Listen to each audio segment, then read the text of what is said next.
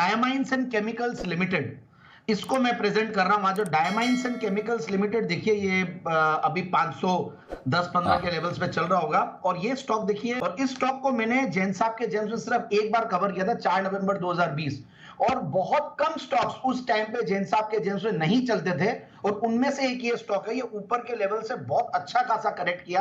Chemicals का stock था, और मतलब I was also very surprise, fundamentals इतने बढ़िया थे, फिर भी ये स्टॉक चला नहीं था। और करेक्ट हुआ तो काफी लोग मुझे, मैं ये नहीं बोलूंगा ट्रोल करते थे, बट काफी लोगों ने मुझे पूछा भी था क्या होगा, and I was also very nervous कि ऐसा क्या हुआ था कि ये स्टॉक चला नहीं। But believe me, the fundamentals और ये सब इतने बढ़िया थे, और अभी भी इतना बढ़िया फंडामेंटल्स है। और एक बहुत बड़े एक ब्रांड, बड़ी ग्रुप है, उससे भी एक टाइम पे इसका कनेक्शन था, हालांकि अब उनका स्टेक नहीं है, एल्काइल एमाइंस। तो ये ओवरऑल मैं अब बताऊंगा इस कंपनी के बारे में। देखिए, डायमाइंस एंड केमिकल्स 1976 से कार्यरत है, और प्रोडक्शन इनका 1982 से स्टार्ट हुआ था।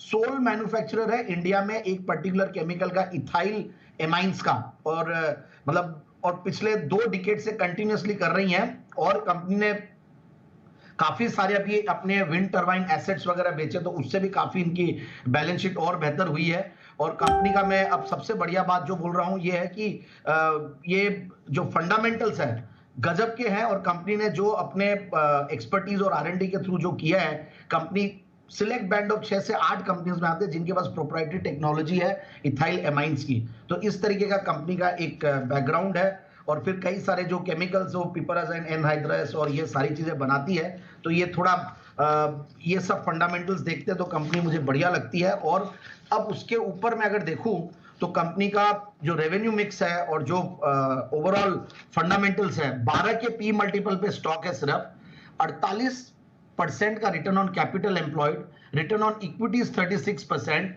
प्रॉफिट की पिछले 3 साल की कैगर 21%, 5 साल की कैगर 38%, और पिछले 7 साल में देखे तो काया पलट हुई 155%। इस तरीके से कंपनी कंटिन्यूअसली ग्रो करती रही है। एक बहुत छोटी कंपनी से एक बहुत बड़ी कंपनी हुई है।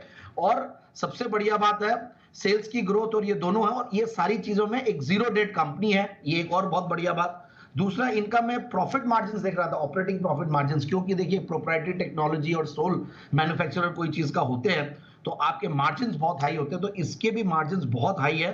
हालांकि पिछले मार्च के मुकाबले इस मार्च में मार्जिन कम थे, बट टॉप लाइन अच्छा खासा बढ़ा, फिर भी 35% का मार्जिन, मतलब ये कंपनी अराउंड 40-50% के लगभग के ऑपरेटिंग प्रॉफिट मार्जिन वाले प्रोडक्ट में काम करती है, और इसीलिए नेट प्रॉफिट मार्जिन भी बहुत हाई है। नेट प्रॉफिट मार्जिन भी इनके करीब 38% के लगभग लास्ट ईयर रहा। तो मुझे हाई मार्जिन वाले प्रोडक्ट, एक जीरो डेट वाली कंपनी, एक सोल मैन्युफैक्चरर, मोनोपोलिस्टिक सिचुएशन कोई पर्टिकुलर प्रोडक्ट में, ये सारी चीजें बड़ी, और उसमें भी एक सस्ते पी मल्टीपल पे मिलना stock. So all these are the advantages. और अब देखिए टीटीएम बेसिस पे भी हाईएस्ट एवर प्रॉफिट्स पे बैठी है 42 करोड़ के।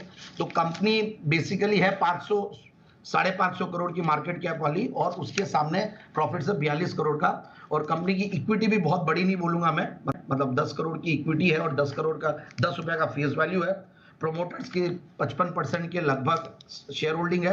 और उसके अलावा पब्लिक शेयर होल्डिंग में भी देखें तो कुछ रिनाउंड नेम्स ऑलरेडी हैं और पहले भी थे। तो मेरे हिसाब से इस स्टॉक को इन लेवल्स पे लिया जाए। और पहले मैं जो आपको नाम ले रहा था एल्काइल एमाइंस, उनका पहले शेयर होल्डिंग था, अब नहीं है इसमें।